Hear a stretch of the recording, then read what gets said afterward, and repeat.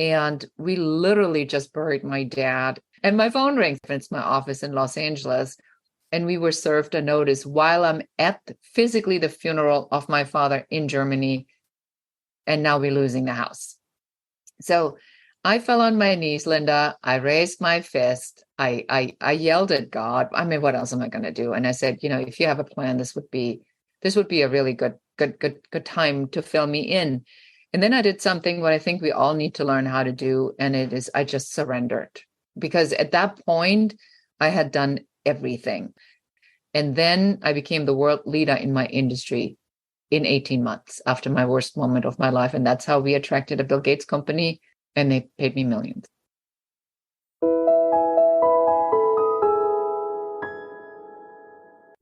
Welcome to Linda's Corner, where we bring more hope, healing, and happiness to the world. My name is Linda Bjork, and today we're going to be talking about helping women transition from overwhelmed to awesome. I'm delighted to welcome Beate Chelette. Beate is a growth architect, trainer, coach, speaker, podcast host, global thought leader, entrepreneur, and the author of Happy Woman, Happy World. You can reach Beate at her website, airtightavatar.com or beatechelette.com. And I'll include the links in the show notes. Welcome, Beate. I'm so glad that you could join with me today. Thank you so much for having me, Linda. And let's add the Women's Code, because I do specifically for women have a website called thewomenscode.com. So maybe we'll customize a little bit more to your audience today and dive into some of the things that are probably the most important to them. Is like, how do we manage this crazy state of overwhelm right now? Yes, because that is such a common feeling for everyone. And I think for women in particular, because we have a tendency to try to carry the world on our shoulders. We're trying to take care of maybe our family, our relationships, our career, all of these things. And we feel like if I can't do it all, then I must be a failure.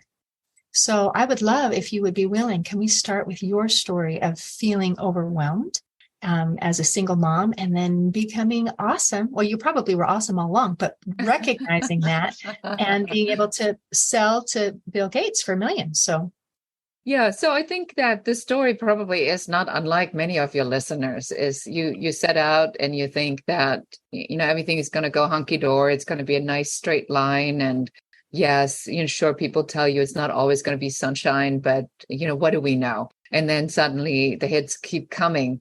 And so the story is, I am originally from Germany, Linda, and I felt that I wanted to be in the creative arts, but Germany kind of was pushing me more toward other things. And so I realized early on that the expression of self really was something that nobody could help me, that I had to pursue what I wanted and what I believed in versus what was available to me. And I think a lot of times that's what happens to women, is that we don't learn early enough, or we are not being taught that we have choices, but that life is kind of a reactionary thing, right? So we're doing this, and then from there, what are our options available to us? And then we pick an option instead of creating the thing that we want to pursue with a passion. And so we follow these options, and out of the options we have, we pick this option over that option, and then this option over that option, but they're not really passion choices. And then suddenly we find ourselves, like I did, $135,000 in debt. I was divorced. I was an immigrant in a country that wasn't my own. I had been betrayed. I had massive disasters and catastrophes overcome. I had, my daughter had a near fatal asthma attack when she was 3 years old. I had to overcome a lawsuit. I lost half of my business, in this lawsuit, basically due to a bad vendor who got too close to my key employee. And then they came up with a plan to run a business which was my business without me. Then, I lost one of my key photographers in a tsunami. I mean, stuff that doesn't really even happen to people. And the hits just kept coming, and they were not small hits, they were big hits. And September 11th wiped out the remaining $500,000 in my business. And next thing I know, I'm standing there, I'm going like, I don't even know what the heck I'm going to be doing. But I had a great idea. And now I'm, spending money to get back into business, but I have to borrow money to pay interest on borrowed money. And so as I'm standing there, I'm going, man, this isn't going to work. I'm deep in debt. I have a great product. People love it, but I'm just not making money fast enough to offset my expenses. I flew to Germany, Linda. I met with my dad, drumming up some business, taking some business trips, and my father has a stroke. My father did not have a stroke. My father had pancreatic cancer, and he died 6 weeks later. And so now I'm at this funeral in Germany, in Nether Bavaria, in this picturesque, town overlooking the valley with this Baroque church behind me.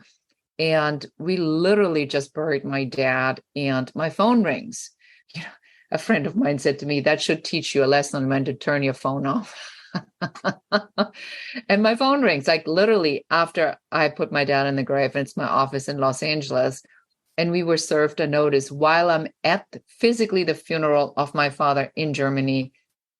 And now we're losing the house. So I fell on my knees, Linda. I raised my fist. I yelled at God. I mean, what else am I going to do? And I said, if you have a plan, this would be a really good time to fill me in. And then I did something what I think we all need to learn how to do. And it is, I just surrendered, because at that point I had done everything. I had written a business plan. I had fought as hard as I could. I went as far as I could go. I mean, I had no more money to borrow. I mean, there was nothing, this ship was sinking. And I get a letter from the White House when I come back. Yes, the White House. And in the letter, it says the President of the United States sends you his very best wishes. Now, of course, the president never saw my letter, Linda. Impossible, right? But it put me in touch with the Small Business Administration. And so I got my meeting with a second in command. I walked in with my business plan. And now they said, we're going to help you to find a bank that's going to restructure your debt, which they did. That freed up my line of credit. That brought me to break even 3 months later. This is how close it was, Linda. It was between bankruptcy and break even 3 months. And then I became the world leader in my industry in 18 months after my worst moment of my life. And that's how we attracted a Bill Gates company that wanted to know how we do it. And I said, you want it? You need to pay for it. And then they said, fine. And they paid me millions. Wow. Okay. To go from that kind of a dip to that kind of success in that short of amount of time is unheard of. That is incredible. So what made the difference? How do we definitely need to talk about this women's code thing. Yeah, so I realized a couple of things. So number one, I realized that it's not always going to be like this. So when my daughter had this near fatal asthma attack, for about 3 years, I was just panicked and freaked out and so occupied with dealing with her breathing and her asthma. And then one day she just grew out of it. I mean, just like that. I'm going like, seriously? So I'm spending all this time, energy and freaking out over something, and then it's just gone. And then I thought about this later on after I sold my companies, like, what am I going to share with other women on how to get from overwhelmed to awesome? Like, what was it that I did? And so there's a couple of things I did. So number one, I understood what this concept was that I created and trademarked called egoRHYTHM. And egoRHYTHM says that we have our own rhythm. And just like, there are seasons, there's waves, you can see it in nature. Nothing is a flat line. Everything is a wave. So I said, well, what if we had our own personal rhythm? And so I created the concept of egoRHYTHM. There's 9 of them, which I talk about in my book, Happy Woman, Happy World. And showing women that this dread of that where we are right now, that we're doomed to live like this forever, is not true. That people like us to think that way, because then we are frantic and we are helpless and we are victim. But if I would tell you, and I am going to tell your listeners this today, Linda, is that no matter where you are right now, I can promise you it's not always going to be like this. This is just a rhythm. And after this rhythm, there's going to be another rhythm. Then the next question comes, and the question is, now, if I know that there are rhythms like a tragedy, a transition, a mother egoRHYTHM, then can I initiate the rhythm that I want to be in? What about if I want to be in love? Can I initiate a love rhythm? Yes, you can. But you have to get very clear about that. If you want to manifest that in your life, you're going to have to, you actually going to have to create that. You have to go dating. You have to get yourself put together the way you want to show up. You have to become the person that you need to be to attract that kind of person who wants to be with that person, right? So you can't say, I want a sexy hot man who is 6'4" with a six-pack and you weigh 250 pounds. That's probably not realistic. So you want to then go and say, well, who do I want to attract into my life and who do I need to be for that to happen? And then you just become that. So you just stop all this making excuses about things. That's how you initiate these egoRHYTHMs. So the other thing I learned is like, I will not drown in a puddle. And what I mean by that is that it is so easy to get caught up in the little things. I was living, when I first came to Los Angeles with a roommate, and her car wouldn't start one day, Linda, and then she would walk in the house after her car didn't start. She couldn't get to work. She says, that's it. I'm going to kill myself. And because her car didn't start? My point, right? So don't drown in a puddle. Like, don't throw in the towel because your car doesn't start. You have to get a thick skin and understand that that's just life. It's not a conspiracy. It's just your car he's not starting. So you just go fix it, right? And the money will show up because the money always shows up when you need it somehow magically, right? So I find that we give a lot of things a lot of meaning.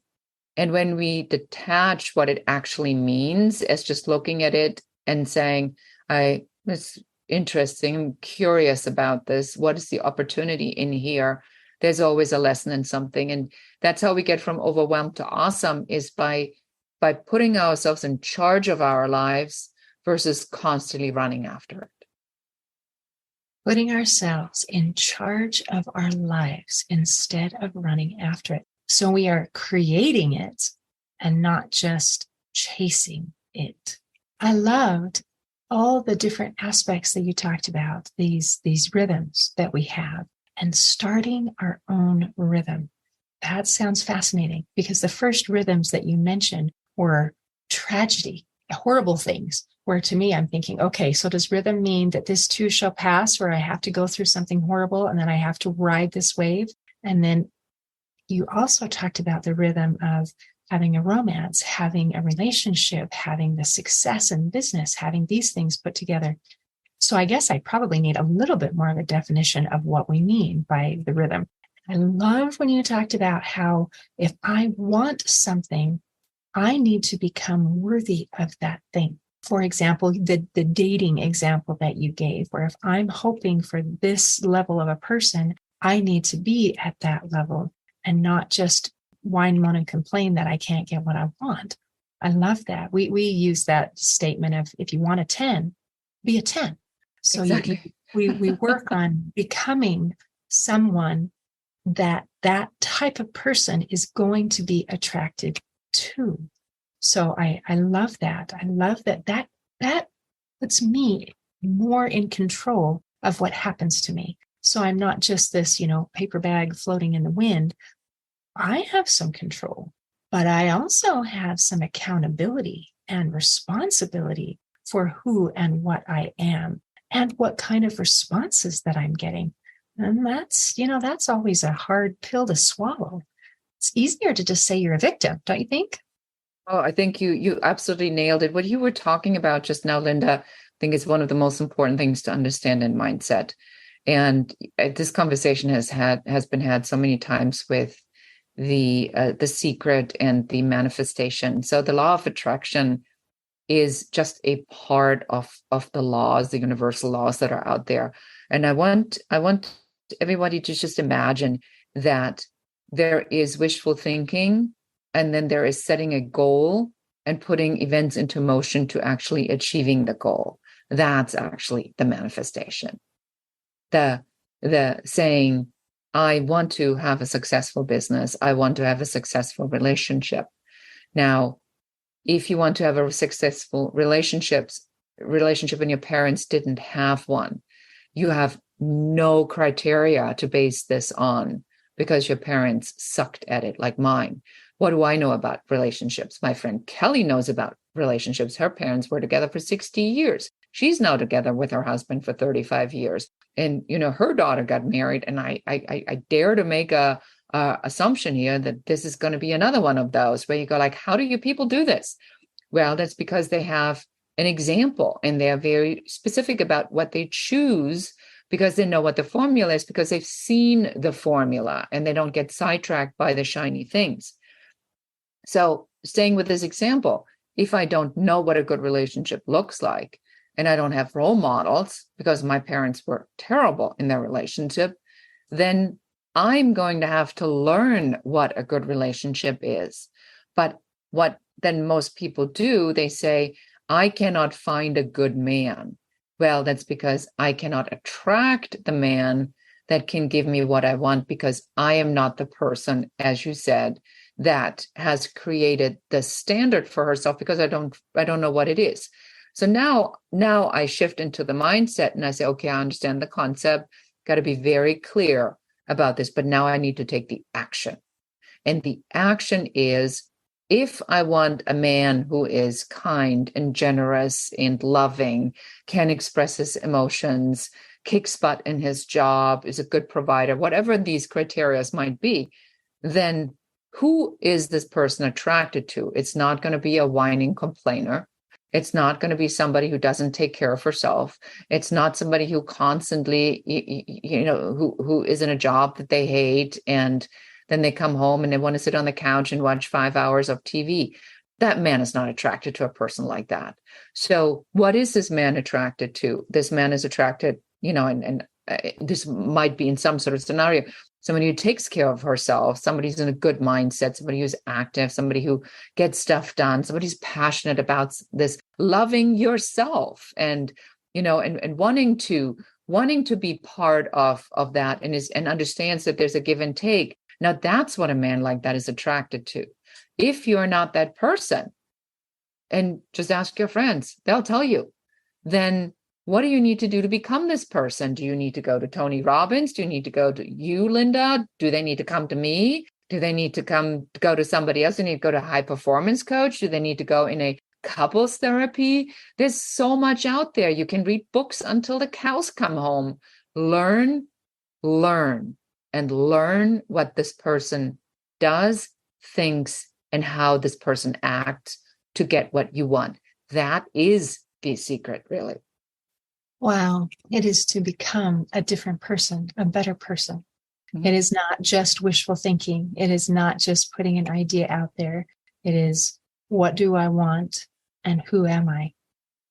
And I love that. I love the idea, as you mentioned, we start wherever our home base is, what we were taught by our role models, our parents, our teachers, our neighbors, our community. That's our baseline.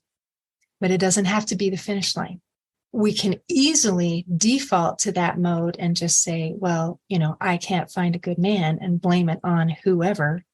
But I love that you said, we can learn. We can learn. And that means we need some more exposure, some more role models, some more ideas about what is a good person like, and how do you do that, and how do you see that? And I love that you mentioned several different resources. And it's interesting that we don't all resonate with the same audience. There might be someone who says, Linda, I think the way you speak just does not work for me. But when I talk to Beate, it just works, or vice versa, or this person or that person. So I love that we have lots of people that are options that we can say, if this message did not resonate with me, that doesn't mean I'm hopeless. It means I need to find another message. So powerful. And that was really powerful. And I think that that's a really important message to say. And I mean, if we just pull the curtain a little bit for your listeners. So my brand is a more of a tough love, straight shooter kind of brand. Your brand is a lot softer than mine. because you have more compassion and empathy. That doesn't mean that I don't have compassion and empathy, but my focus is on what are you going to do? Like, how are we going to step into action? So you also have to look at this from the perspective of not judging and either saying like, Linda is too soft, Beate is too hard, but to say, let me think about this here for a second and resonate and go into resonance and say, what vibrates with me better? So I can see where somebody like you comes in and somebody like Beate comes in, so that it becomes clear is at what point is what important. And I'm going to share something very, very personal. So I've been working with a high performance coach for probably the last 3 years, and very much specifically because I found a wonderful man, and I really do not want to blow this. I want this to be the relationship. And I realized that given the experience that I have, I'm a runner, or at least I used to be a runner. So every time something would happen, I'd leave. And that's why I couldn't give up my place for as long as I did, is because I needed to be able to get away. And that was a fear response from the abuse that I endured as a child. But I brought that into the relationship. But I didn't want to do that. So I had to do the work. I mean, I blamed my mom plenty, no worries on that. But eventually I'm like, I mean, my mother's 88. I mean, how long am I going to blame her for something that she didn't know that she even did? So I had to forgive her. I had to put myself in charge of this. And so part of this process now that I'm personally in is that she's encouraging me to learn about more the feminine divine, the feminine energy, because I've been in the male energy for so long, in the heart charging, making things happen, action item, bullet points, to-do list. What are you going to do? Responsibility, focus, time management. And she says, well, can you shift into the feminine? I'm like, what do you mean shift into the feminine? So now she, and I'm looking at this. So I went to the store, true story. And I'm seeing women that are wearing these like soft feminine dresses with flowers, which is not something that comes easy to me. And of course, you're wearing a flower dress, right? So that is completely not an option for me. I mean, it wouldn't even ever occur to me. So I go in the store, Linda, I try a couple of flower dresses. I ran away screaming because because I couldn't see myself in it. So I did end up buying a dress that was not a business dress. That was a softer, but it didn't have flower, but it had stripes in it. Okay, so let's all start somewhere here. But just to give you a simple example on what that looks like, because I wanted to make it more practical and say, well, what's it look like turning into the person you want to be? So if I want to be more feminine, and if I want to channel this feminine divine, now I am feminine, and that's not the issue, but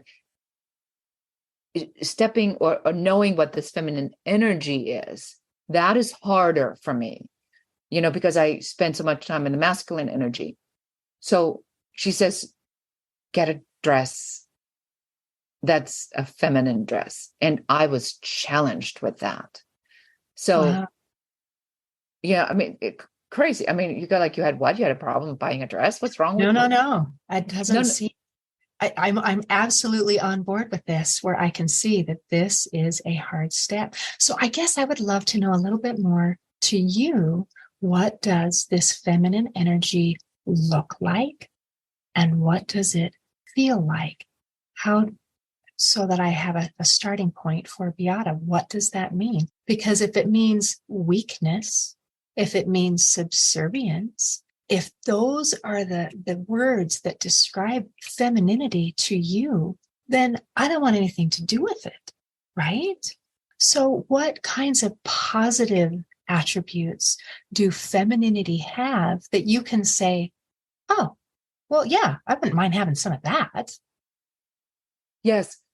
So spot on. And I really want to commend you and applaud you for this, because this is like a live coaching session. So, let's make sure our audience knows just your brilliance and how quickly you shifted into that. So you you recognized a challenge, and you now helping me to flip it on its head and say, well, if there is a story that I have around femininity, and you're absolutely correct, it is a helpless mother that is relying on my father and having to be unbelievably manipulative to get what she wants. So that to me is the symbol of femininity, right? So my mother only wears skirts and dresses, right? So that's Gotcha. the image. So you've got a double whammy on that one. Yeah, and all we had was flower tapestry in our house. I mean, there was flowers everywhere. I swore with my sister, if we never see another flower dress or flower wallpaper in our lives, we can die happy. That's how bad it was. So, but just for the purpose of the podcast, to really share what that looks like in real life. That's what it looks like in real life. You go now and you say, oh, well, every time you see a flower dress, you think about the horror, because you literally lived in a house where every floor, even the bathroom, had a flower wallpaper.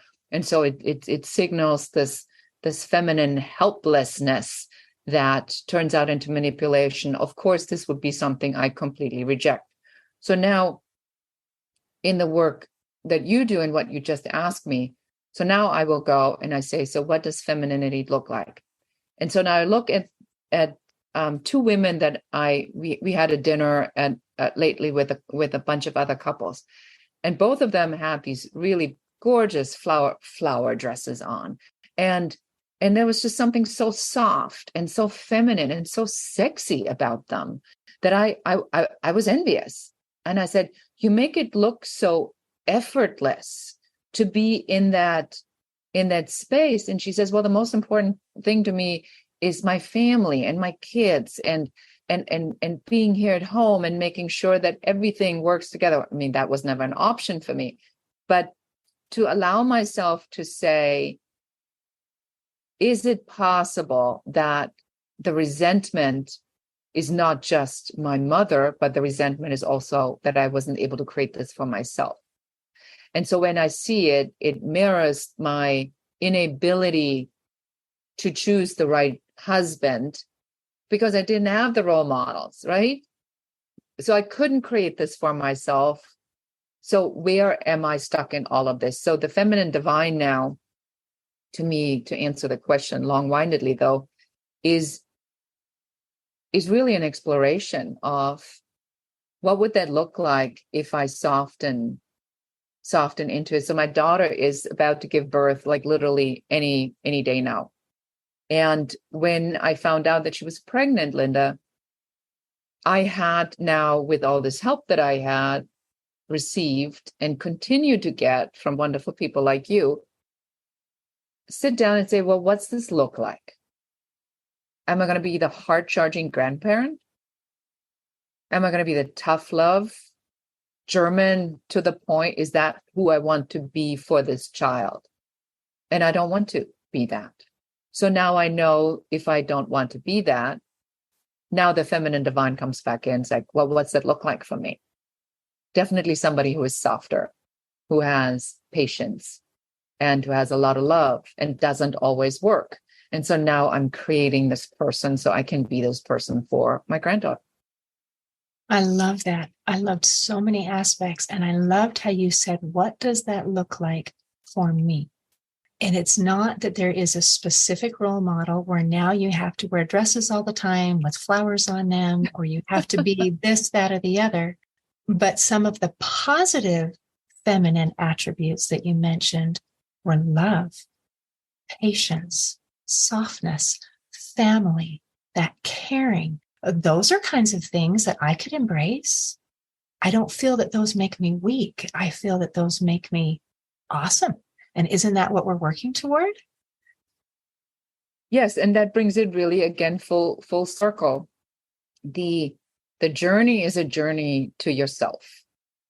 And the journey is, that's what I describe in the book, Happy Woman, Happy World, is that there's so many facets of it, but it all starts with the same thing. What is it that you want? And even if and when you determine what you want, you are allowed and permitted to change that if it does not suit you any longer. Yay! Because you're talking about making a major change. You have a thought process that this is what femininity looks like. Ooh, it's weakness, it's gross. And to get your way, you got to be manipulative. And I don't want anything to do with any part of that. So I'm going to try to tweak this definition into something that I can work with. And maybe my first attempt at change is not feel good either. I mean, my first thought of what it was, that I didn't want that at all. So it's kind of like when you're trying to open the safe and you turn a little bit this way and you turn a little bit that way until it unlocks and it opens and it feels good. And that helps take some of the pressure off, because I'm trying to change some basic beliefs, and that's hard. So if I can be patient with myself and say, you know what?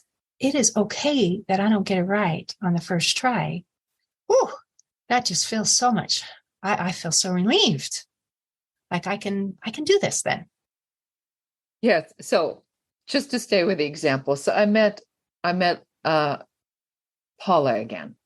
And I said, and the next time I met Paula, she's wearing another beautiful flower dress. I walked up to her and I said, Paula, I have a confession to make. I said, I saw you in this dress. Admittedly, I was a little envious because you looked absolutely stunning. And so I wanted to look into dresses. Now, I don't have a single flower dress. I said, so I went, I said, and let's just say it was a disaster. I said, I looked like a flower girl gone wrong. And she's just cracking up. And she says, okay, let me give you some tips here. You have to make sure it's cinched at the waist. And now she's giving me practical tips, which I know what to do with, right? It's practical, it's defined, it's clear. And so, and with that in hand, I went and I did get that dress in stripes, no flowers, but hey, we all start somewhere. And sure enough, it is cinched in the waist. So sometimes it just takes a village. And all we're talking about here is a dress, because I'm exploring the feminine divine. And so whatever your listeners are here to explore, I wanted to make it personal and give a personal example. And that may for some women that are listening to you go like, oh my God, this woman has issues. But I think it's a relatable example because it is so simple and so silly in a way, but so basic that you can say somebody has a problem with that. Yes. Now imagine all the other things that we have issues with, that we judge because of the story we have, the judgment we have attached to that story, and our fear to fall into a behavior pattern that somebody has modeled for us that was not healthy for us or unsafe.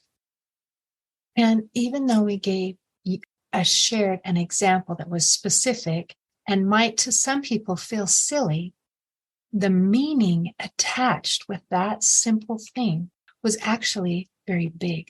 And sometimes when we're triggered with those things, and maybe we can recognize it seems like my response is a little bigger than the issue at hand, that's a very good indicator that we have some internal healing to do.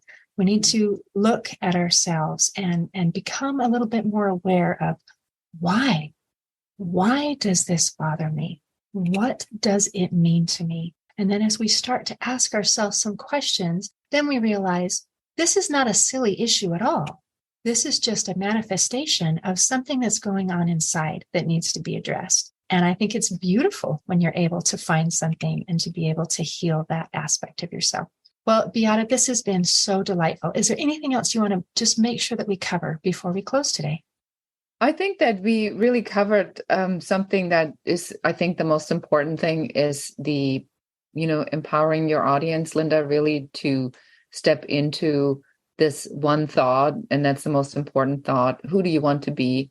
Who do you want to become? What are the steps to get there? And whether you now go and buy flower dresses or not is entirely up to you. But this is the cadence or the path there is all the same. And while we're at it, I really want to encourage all of you listening, please go where you pick up Linda's podcast and give her a 5-star review along with a little comment of something you've taken away from this particular episode. And please share this with one other person who needs to hear what we were talking about today, because there's so many of us that are so stressed out and so overwhelmed that it needs a podcast like this to get a hopeful spiritual message of overcoming and becoming to so many others. Oh, thank you, Beate. I appreciate that. In closing, I'd like to share a quote by Beate Chelette. She said, "Resilience is the audacity to never give up." See you next time on Linda's Corner. Thanks for listening. Please share and subscribe to help us reach new listeners. And if you'd like to heal your life from the inside out, there is a free video series at hopeforhealingfoundation.org. Just click on the Free Stuff tab. I also invite you to grab a copy of one of my books, like Crushed, A Journey Through Depression, and You Got This, an action plan to calm fear, anxiety, worry, and stress. See you next time on Linda's Corner.